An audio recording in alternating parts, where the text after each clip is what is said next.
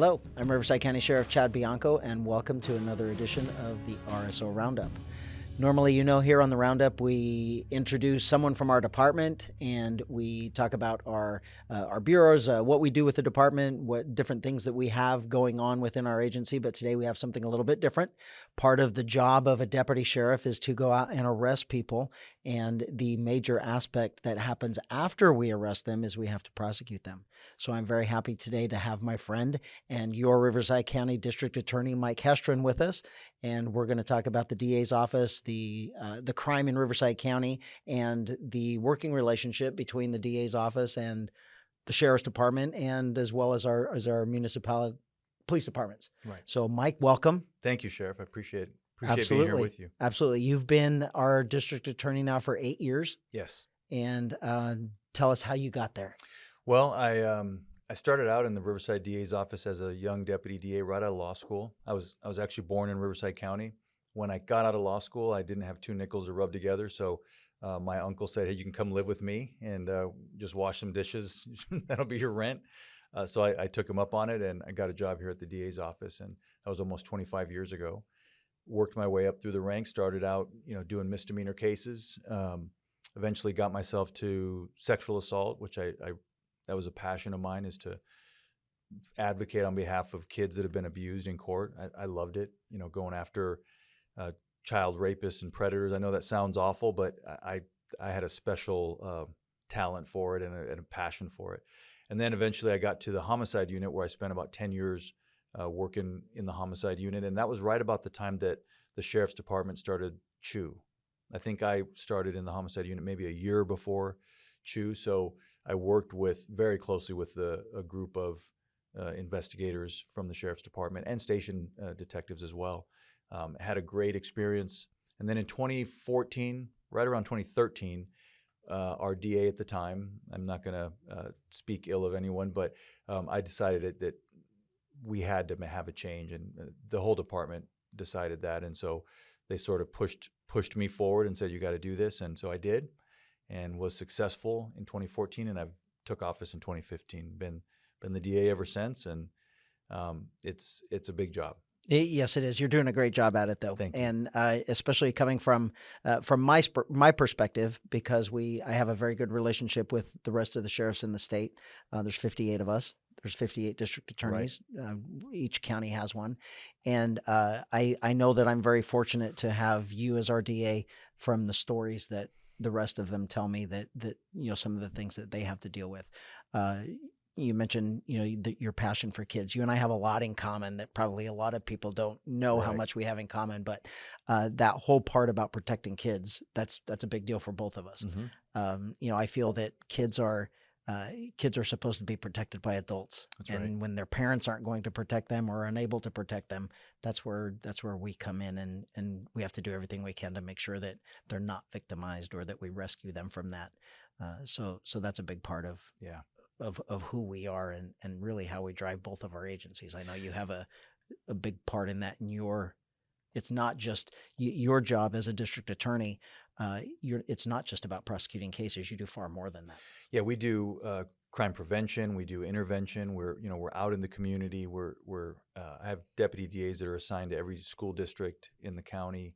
They give all kinds of presentations: fentanyl, teen dating problems. How to spot child abuse. You name it. But they're out there interacting, especially with our youth. It's a big part of what we do. Yeah, and it's not necessarily like the big brother relationship type thing, but the deputy DAs that go into these schools and with deputies and SROs and everything else, it's a mentor program. It's someone to look up to that they may not have in their life, and as a professional, public safety related, really career of integrity. Right. It's nice that we're able to influence kids and help them like that. I'll tell you, people probably don't know, but my dad was a police officer. He started at the LA Sheriff's Department, spent, I think, 4 years at the LA Sheriff's Department, and then went to Palm Springs Police and spent, I think, 6 or 7 years at Palm Springs Police. Among his jobs that he did there, he was the first SRO in Palm Springs history. And he was assigned to a middle school out there, Raymond Cree Middle School in Palm Springs. when I began to run for office, it was kind of cool because people would come up to me and say, Hestrin, are you related to Jerry Hestrin? I'd say, that's my dad. And I can't tell you how many people would say, your dad really helped me. I was going down a wrong path, and he was like a mentor to me. And so, my dad always told his memories of police work. He would always tell us kids his stories of chases and, shootouts and fights and things, and, obvious. But he didn't tell those other stories. And I thought that he had such a huge impact on the community. And I'm not sure he ever really even knew. He was just doing his job day in and day out and helping these kids. And I mean, dozens of people have contacted me to say, your dad had a huge impact on my life. In fact, one of them, a man named John Booth, he became a police officer and did a whole career in Palm Springs Police.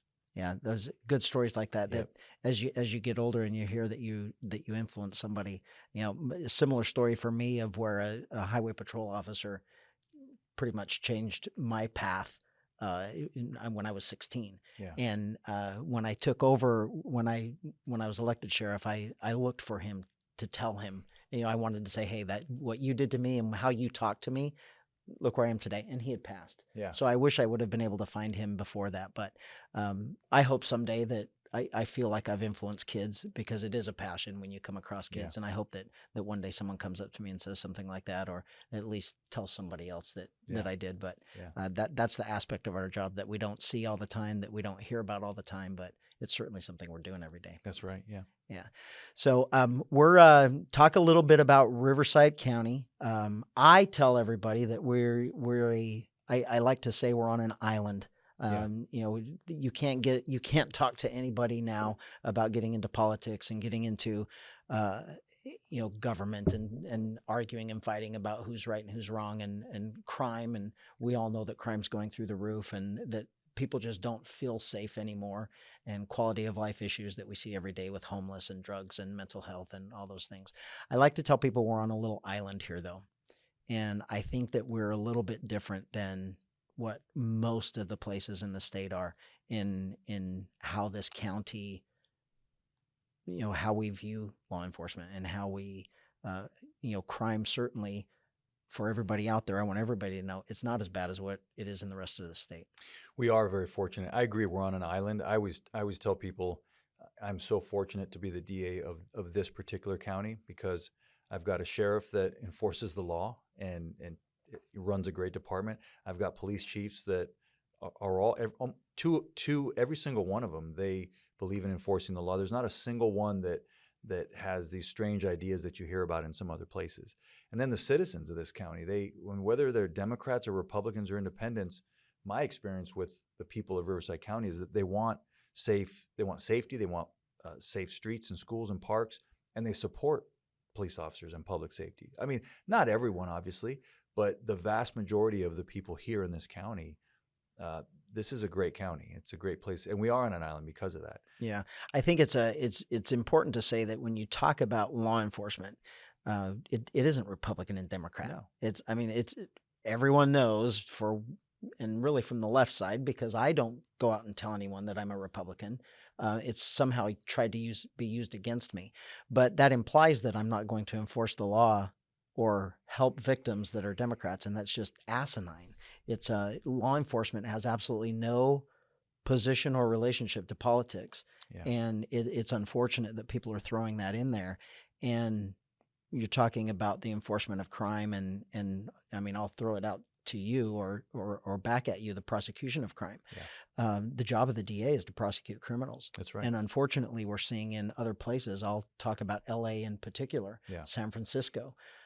We're seeing DAs that are searching out that spot for political activism. It's a political agenda. It's not to do the right thing and for public safety. That's right. And it's really harming law enforcement, and we're seeing it in our communities.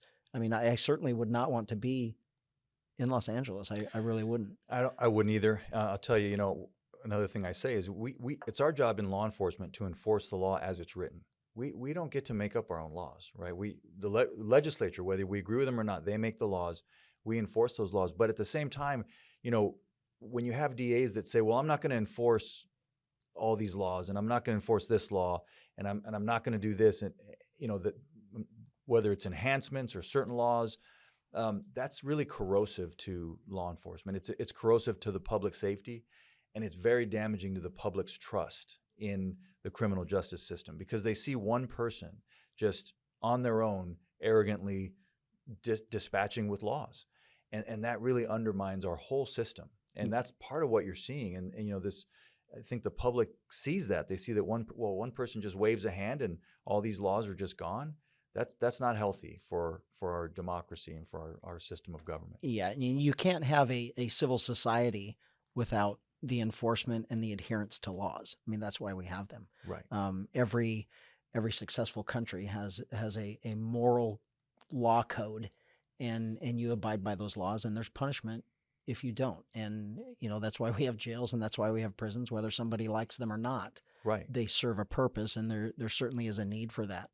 And I think that what we're seeing in these other places where the DA is not prosecuting, and he won't file certain cases that the cops are bringing to them, and there's, I think, in the public, not only is it a very corrosive and harsh relationship between law enforcement and the prosecution, but it erodes the public trust.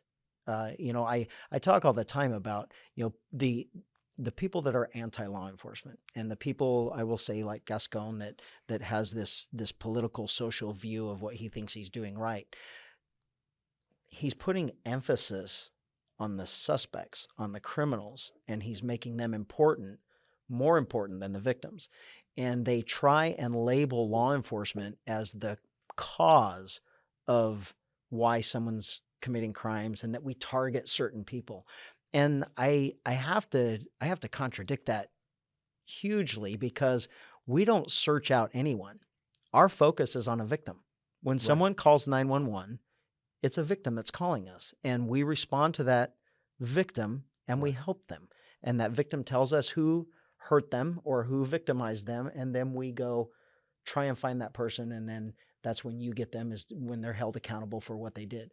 But there should be a huge emphasis on the victims of crimes. And I think that in situations like San Francisco, Los Angeles, some other places, I think that's taken away, and there's more emphasis on somehow making the suspect a victim instead of the people that are actually being victimized. Yeah, and those DAs that are engaged in that kind of nullification of the law and picking and choosing, what they're doing, they're trying to do social engineering.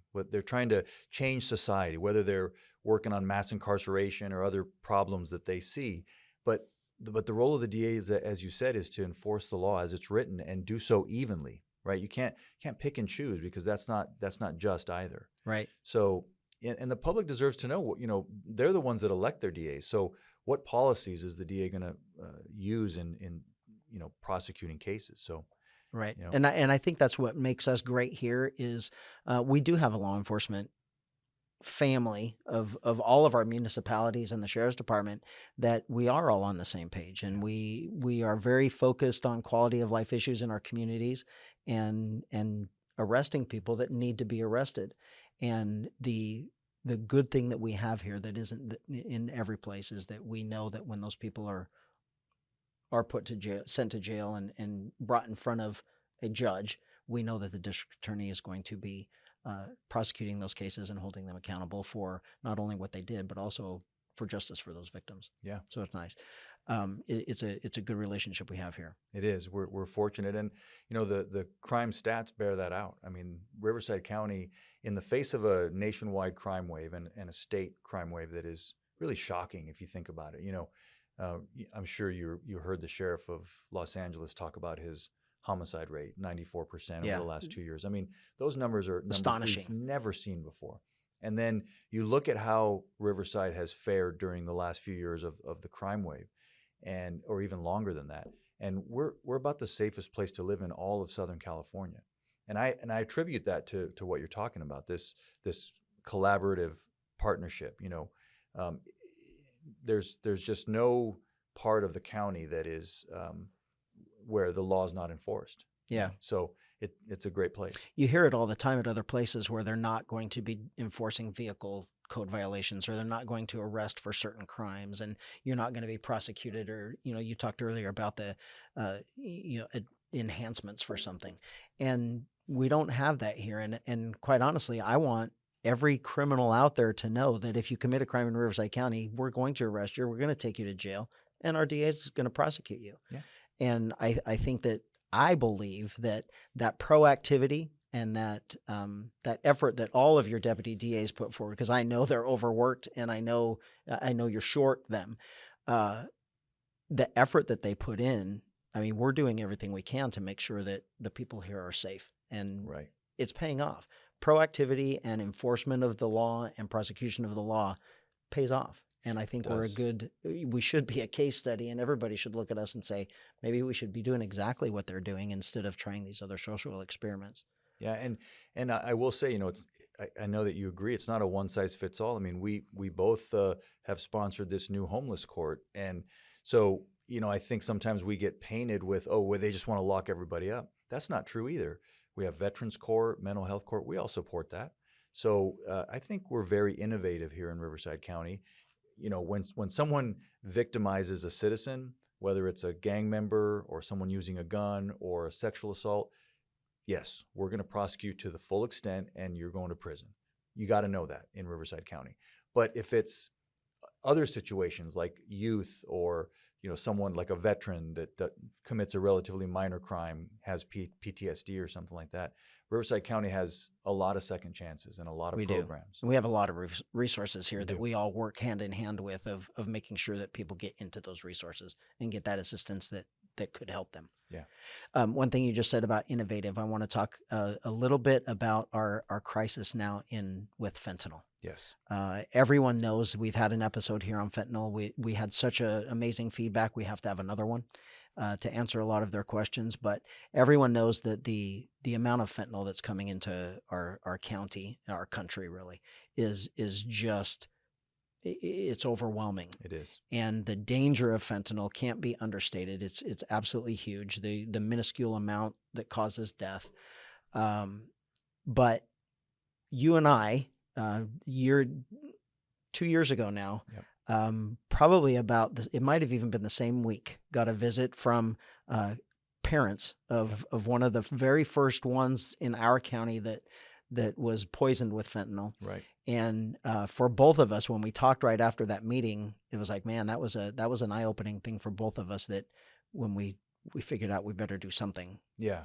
Well, it was, for me, it's heartbreaking to speak with parents, and you can feel the just absolute devastation and loss that they're going through. And their question to me was, why isn't this murder?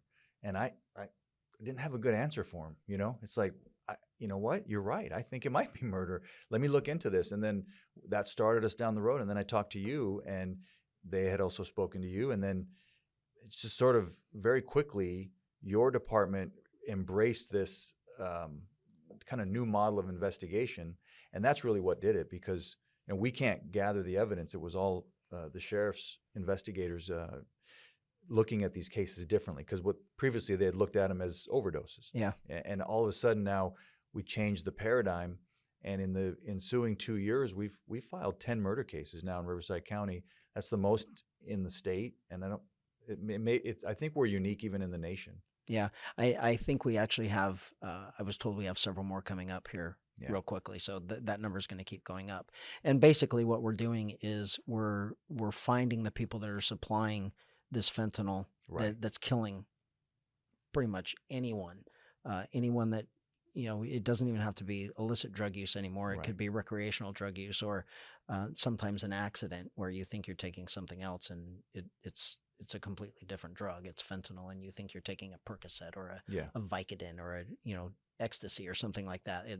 That's the danger of the recreational use with kids, and even with later teens or into their 20s. Is we've gotten to a place now where people take pills that aren't prescribed to them. Right. And the problem that we have with that now is it only takes one, and you might not come back. Well, I know we're seeing fentanyl in everything. It's just, it's in pills. It's in, they're mixing it with other hard drugs. I've even heard a few cases where it's being sprinkled on marijuana. Yeah. Every drug that we have, we're finding fentanyl in it. Yep. It's super highly addictive. It's bringing them back to that drug dealer, Right. creating more clients, and they're hoping that the average of the ones they kill and the ones that get addicted and come back are just greater. So it's certainly a serious deal, but we're taking it serious. We're the Yeah. only ones. You were the first DA's office in the state that prosecuted a case like that, and now we're becoming the model where people are coming to us to find out what we're doing Yeah. and how we're doing it. And it was a huge, you talk about a paradigm shift. It was huge. Yeah. Because it's not something, that's not how we normally investigated cases. And working, hand in hand with the DA that you put on that, and they all learned as they went. Yeah. And so far it's going well, and I think it's going to be a good thing. Back to that same thing with criminals. I want anybody selling fentanyl in this county, I want them to know that they're going to kill someone, Yeah. and then we are going to find them and we're going to charge them with murder. And that's what I've said when I've been asked, why are you doing this? Obviously we can't charge every case like this, but I want to charge enough so that word gets out. And obviously I think it's just, if you're peddling poison and you kill someone and you're peddling poison, I think accountability requires that you be held accountable for that death. And so I think it's absolutely just to do it. And then beyond that, sort of the policy idea is, we want the public to understand, in this county, you're gonna be charged with murder if you do this. And I know that word's getting around to, drug users, drug dealers. They're aware of what we're doing, and so I want them to be. Yeah, very much so. One thing I want to talk about, because before you came in, we were just chit-chatting about the DA's office and things that you do, and it came up that one of our people didn't know that you actually have an investigations bureau. Yes. And it's a large one. It's a Yes. pretty good size investigations bureau. Yeah, we have about 110 investigators, so it's like a detective bureau. They do a lot of white collar, so a large white collar contingent where they do all kinds of frauds, real estate fraud and healthcare fraud, and so they have a big operation. And then sort of runs the gamut. They do a lot of trial prep, and the way I explain it to the public is, when any police officer is making an arrest, they're required to build a case to make that arrest, but to the level of probable cause. Mm-hmm. And so, oftentimes in order to get that to beyond a reasonable doubt, there's follow-up that has to be done. We have to track down maybe defense witnesses, or, in court, the defense comes up with a theory and we've got to go chase it down. And it's not just like you see on TV. No, it's not. It doesn't all come just packaged. There's a lot of secondary work that goes on. So that's a lot of what they do. Yeah. And then they participate in task forces as well. You have a lot that participate in that. Yeah. You have your GET team. Yes. You have Crimes Against Children. RSET. Yes. GET, RSET, the new cold case. And then we've got CRTF, which is the cannabis regulation team, and a few others. Yeah. And so for people that don't understand what a task force is, that's where local, usually local, but we sometimes have federal and everything else, but we all band together where, so for instance, you may need 6 investigators, but you can't have 3. You only have Right. 3. And so I would provide 2 and a police department provides 1, and now we have a team of 6. Yes. And then we're collaboratively working together on really crimes that affect everyone. Yes. I think I'll say that from a law enforcement perspective, we have a tendency to put borders around our cities and borders around our county areas, but criminals don't do that. Right. They're all over the place, and there are no borders. So we've had to evolve into a place where we don't have borders either. So the city of Riverside and the sheriff's department mingle back and forth with each other with our contract cities and our county areas, and it's great that we have the participation of the DA's office, and we're all doing the same thing, working for the same conclusions, is really protecting people. Yeah. And it's a good working relationship. It is. I think we're blessed here in Riverside County because there's such unity among, between the sheriff and the police departments, and it's something that, you go to other counties and it's different.